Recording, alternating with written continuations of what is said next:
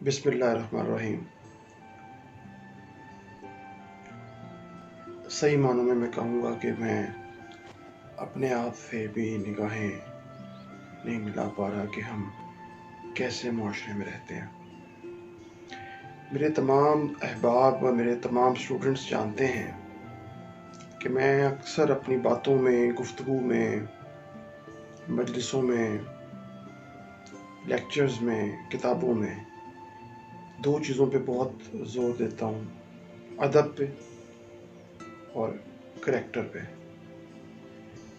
کچھ سال پہلے جب ابھی نیا جو پولیٹیکل سیٹ اپ آیا ہے تو میں بار بار اسٹوڈنٹ سے جب ڈسکس کرتا تھا تو میں کہتا تھا کریکٹر بہت امپورٹنٹ ہوتا ہے۔ بچپن میں ہم نے پڑھا تھا when your wealth is lost nothing is lost, when your health is lost something is lost, but when your character is lost everything is lost۔ ہم نے جو ہماری ایک ہپوکریٹک اپروچ ہے، جو ہمارے تھرو آؤٹ معاشرے کا حصہ بن چکی ہے،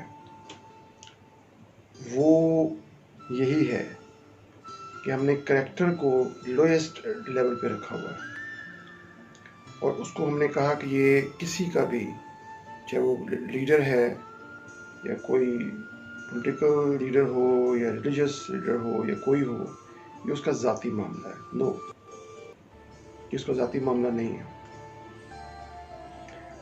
جو میکس ویبر کی تھیوری ہے، کرزمیٹک تھیوری، اس کے علاوہ جو بہت سی انفلوئنشیل جو ہم جب ایز اے سوشل سائنٹسٹ اس کو اسٹڈی کرتے ہیں اور اس کو اپلائی کرتے ہیں میس میڈیا کے جو امپیکٹس ہیں، تو ہمیں پتہ چلتا ہے ایسا اس کا بہت زیادہ اثر ہوتا ہے۔ لیڈرز کا یا جو کرزمیٹک پرسنالٹیز ہوتی ہیں، ان کے کریکٹر کا، ان کی گفتگو کا، ان کی باتوں کا وہ فیشن بنتی ہیں، وہ نامحسوس طریقے سے ان کے فالوورز میں وہ اس کو اڈاپٹ کر لیتے ہیں، اختیار کر لیتے ہیں۔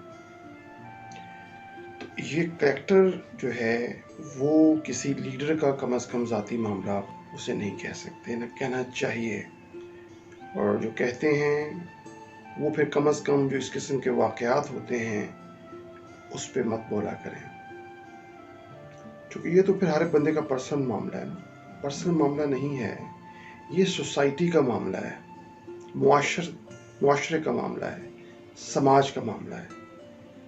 ہزاروں لاکھوں سال کے ارتقائی عمل کے بعد انسان اس آج جگہ پہنچا تھا اور پہنچا ہے کہ اس نے رشتے بنائے، رشتوں کی تمیز بنائی، انسٹیٹیوشنز بنائے، شادی کا انسٹیٹیوشن بنایا، مرد عورت ایک ایگریمنٹ کے تحت ایک فیملی بناتے ہیں، پھر وہ ماں باپ بنتے ہیں، پھر اولاد آتی ہے، پھر ان کے حقوق و فرائض بنے۔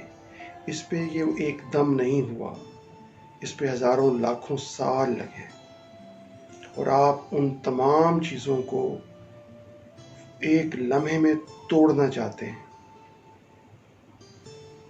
یہ سماج ہے، ہم نے یہاں ایک دوسرے کے ساتھ مل کے رہنا ہے۔ یہ چیز ہم نہیں سمجھ پائے۔ ابلاغ عامہ کے اداروں میں، چاہے وہ سوشل میڈیا تو شتر بے مہار ہے، اس کی کوئی لمیٹیشنز ہونی چاہیے تھی۔ ہر ایک کو بولنے کا رائٹ نہیں ہونا چاہیے، اور میڈیا کی جو کمانڈ کر رہے ہیں ان میں بھی اخلاقیات، انہیں پتہ ہونا چاہیے کہ کم سے کم اخلاقیات کیا ہو سکتی ہیں، ان کی اس خبر کا، ان کی اس بات کا معاشرے پر، سماج پر کیا اثر پڑتا ہے۔ ایسا ڈرامہ آنے سے، ایسے ڈرامے کو گلیمرائز کر کے آن ایئر کرنے سے کس عمر کے لوگوں پر کیا اثر ہو سکتا ہے، سماج کہاں جا رہا ہے۔